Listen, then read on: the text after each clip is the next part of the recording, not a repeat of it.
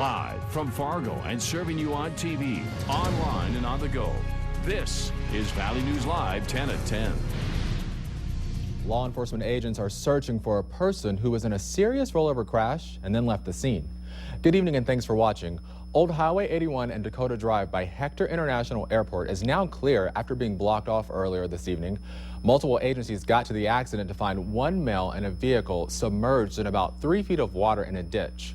According to Fargo police, 2 people were transported to the hospital. Police searched the area using a canine for the third person involved who left the scene on foot, and they're asking for your help. The description of that male is going to be a 5'7" thin male, Asian or Nepali, medium length, black hair with facial scruff. He's going to be wearing a black shirt and dark green pants, kind of capri type pants. So if we'd like to talk with him, if at all possible. Police say they don't believe this man is a threat to the public. 1 man is dead and 3 other people are injured after a head-on crash between a John Deere Gator and a Pontiac Grand Am. Eric Blair, 21 of Kensington, Minnesota, was traveling northwest on Saturday night at around 7:55 p.m., while Patrick Anderson, 45 of Hoppin, Minnesota, was in the Gator traveling southeast on Highway 55. Blair had 2 passengers in his vehicle, 11-year-old Ellie Blair Larson and 13-year-old Kaylee Trousel of Hoppin, Minnesota. According to officials, Anderson turned to go eastbound down a side road, crossing in front of the Pontiac when the 2 vehicles collided. Anderson received fatal injuries. Blair was seriously injured, while the 2 children suffered non-life-threatening injuries. A 61-year-old man is dead after being hit by a train in downtown Fargo earlier this morning. The accident happened at the intersection of 8th Street and Main Avenue around 1:40.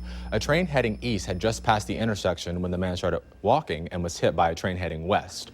He was pronounced dead at the scene. His body is being sent to Grand Forks for an autopsy. Valley News Team's Natalie Parsons spoke with the Fargo Fire Department about this incident and how you can avoid a situation like this. Natalie? Cornelius, the fire department says tragic accidents like this are unfortunate but can be avoided if you follow the rules.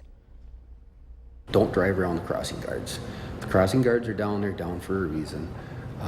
Don't try to beat the trains. If you see a train coming, they're deceptively fast. So Natalie, this accident happened right around bar close. Do they think alcohol might have been a factor? At this point in time, they're not sure, but the autopsy will shed some light on the situation. Thanks so much, Natalie.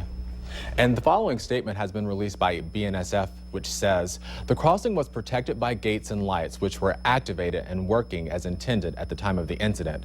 It is incredibly dangerous to ignore traffic devices, and consequences, unfortunately, are often tragic and deadly. A body was found near the Flying Day Travel Plaza in Grand Forks this morning. Grand Forks police responded to a report of an unresponsive male. The man was lying in a grassy area south of the parking lot. Officers knew the man was dead based on significant trauma to his body. The exact cause of his death is unknown and the investigation is ongoing. An autopsy will be completed by the Grand Forks County Coroner's Office. The name of the man is being withheld until his family is notified. And because there are still many unknowns with this situation, the police would like to remind people to be vigilant and aware of their surroundings.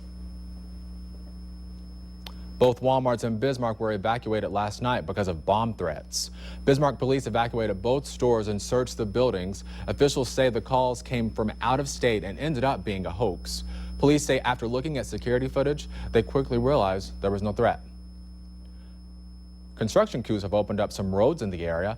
In Fargo, 12th Avenue North from 45th Street to 47th Street is now open, along with the intersection of 12th Avenue North and 4th Street Northwest by Riverwood Drive in West Fargo.